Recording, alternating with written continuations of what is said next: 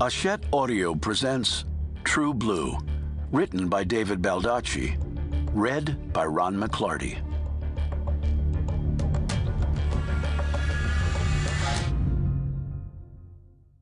Chapter 1.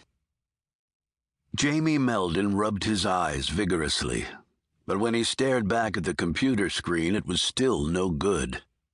He glanced at his watch. Nearly 2 in the morning. He was toast.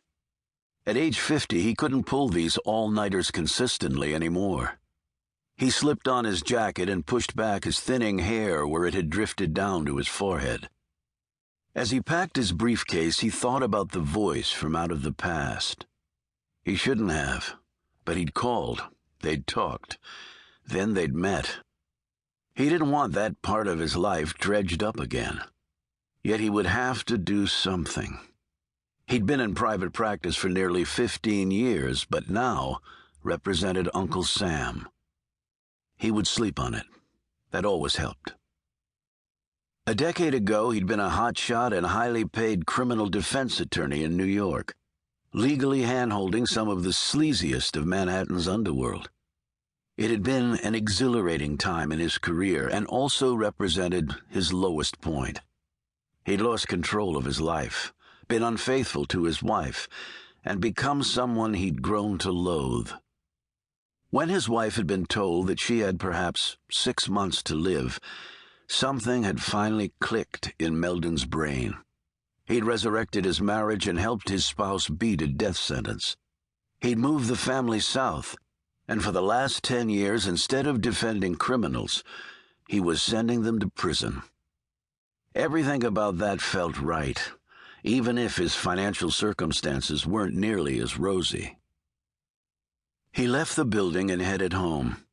Even at 2 a.m., there was life in the nation's capital. But once he got off the highway and rode through the surface streets toward his neighborhood, it grew quiet, and he grew more drowsy.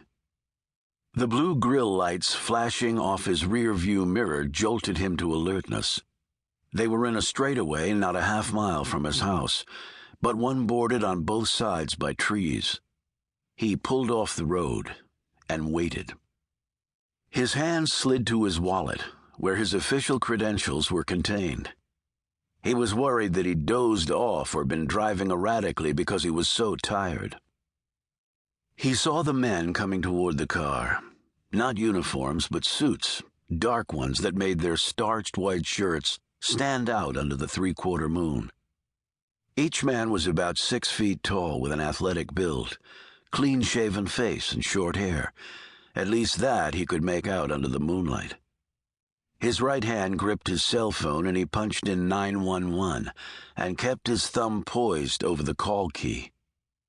He rolled the window down and was about to hold up his official creds when one of the other men beat him to it. FBI, Mr. Meldon. I'm Special Agent Hope, my partner Special Agent Riger. Meldon stared at the ID card and then watched as the man flicked his hand and the familiar FBI shield appeared on the next slot in the leather holder. I don't understand. What's this about, Agent Hope? Emails and phone calls, sir. With whom? We need you to come with us. What? Where? WFO. The Washington Field Office? Why? Questioning, Hope replied. Questioning about what? We were just told to make the pickup, Mr. Meldon. The assistant director is waiting to talk to you. Can it wait until tomorrow?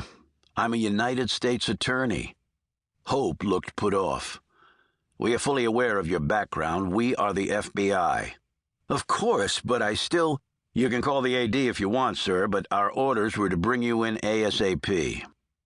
Meldon sighed. That's all right. Can I follow you in my car? Yep, but my partner here has to ride with you. Why?